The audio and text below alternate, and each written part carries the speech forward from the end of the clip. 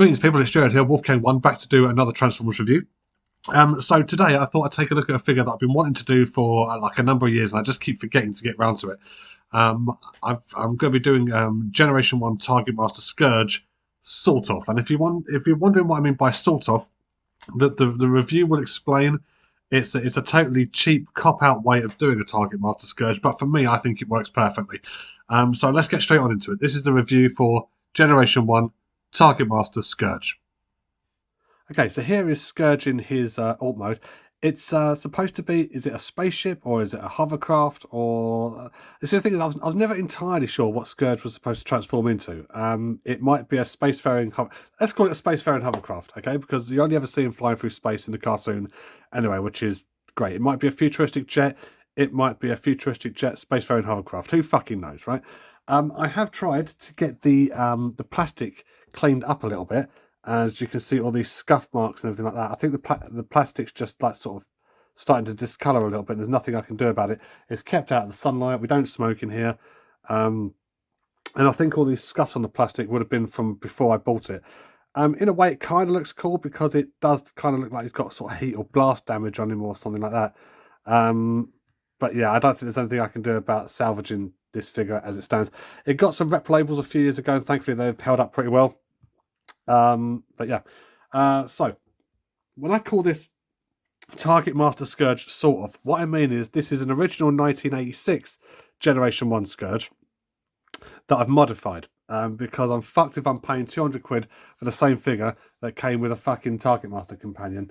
But what he does have, this one, is a Universe 2.0 Nightstick companion that was repainted into Fracas, from some other fucking Transformers line from around that time. So the paint scheme for this is entirely faithful to the original Fracas, which is lovely. It's just the Universe 2.0 Nightstick mold.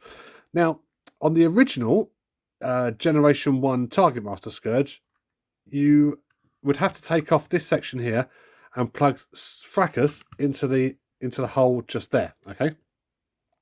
And Fracas would sit on top in his little gun mode, and then you'd have a piece here that you'd fucking lose. Now, as you might notice, this is also missing the missile section at the end there. I bought it as it is, not realising, of course, that was the condition that it was in. And then I realised, of course, that that's a 5mm peg hole. So basically what I did was said, this is going to be my Targetmaster Scourge. Now, the hands, the holes in the hands are a different size. So I bored one of them out with a screwdriver.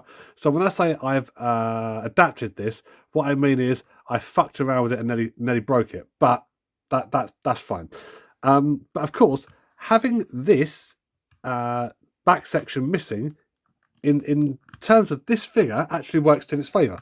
Because all I've got to do is transform little Funky Fracas here. I like that. Funky Fracas. We're going to keep that. We're going to take Funky Fracas and turn him back into a gun.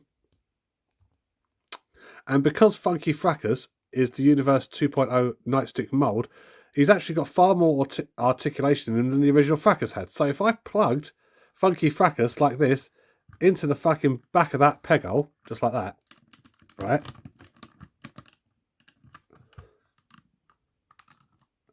What does it look like? It looks fucking stupid as fuck.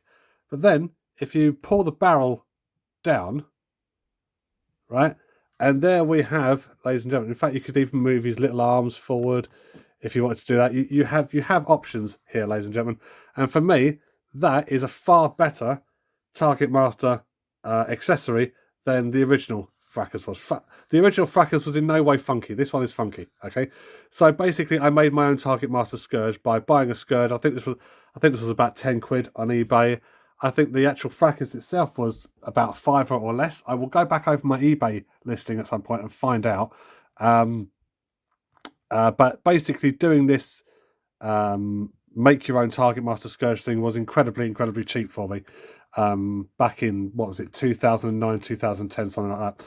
And I've been doing it like this ever since. I've always wanted to review it, and I just keep forgetting to do it because, let's face it, I'm not a very good reviewer. So, the transformation for Targetmaster Scourge was exactly the same as his original because it was the same toy, just re-released with slightly remolded hands and everything for the Targetmaster to go into. And yeah, I mean he's all right in this mode. I mean I don't display him on the shelf like this because he'd take up far too much room, and I haven't got the room to spare.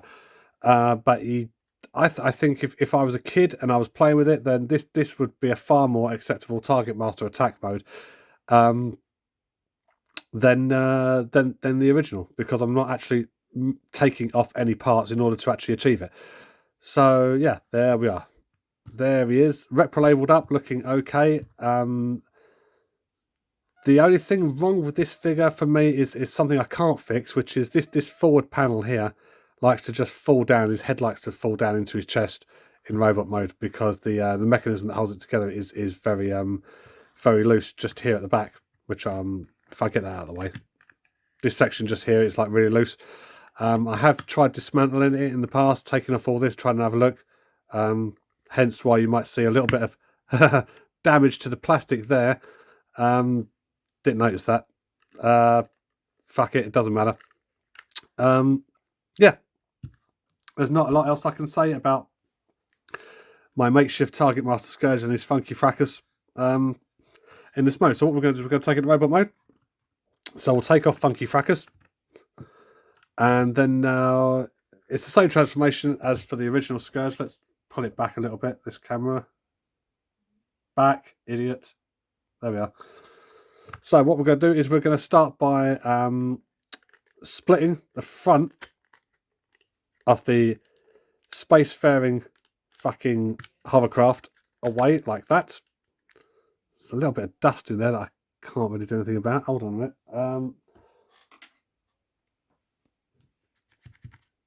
Yeah, that worked a treat. Fuck it. Right. So we do that. And then we... Fucking hell. You can tell I haven't done this for a couple of weeks, can't you? Then we split apart this top section just here. Like that. Okay. Pull down this back thruster. And then pull these sections out and around to the back. Like that. So that will reveal the arms and everything.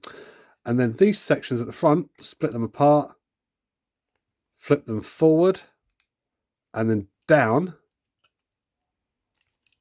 like that, clearing the back wings, and then pull up this little tab for the foot.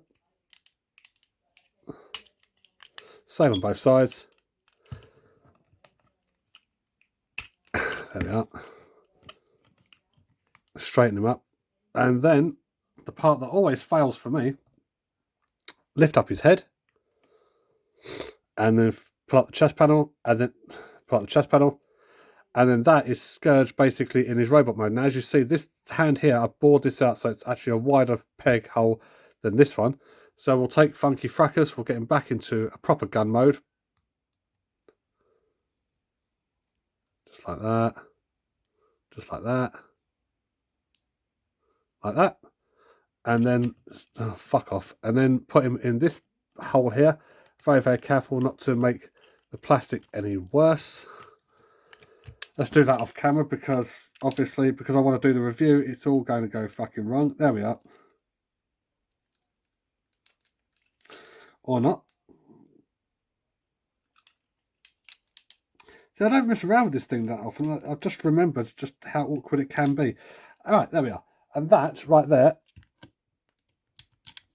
it's like a, right, I'll come on to that in a minute. And there we have my version of Targetmaster Scourge. I like it. For some reason I really do. It took me all 10 minutes to fuck around with it and amend it, and I've kept it like that ever since. There are a couple of issues with the figure, but then again, that's due to age more than anything else. I mean, there's a bit of paint chipping on the face, everything like that. I don't know if...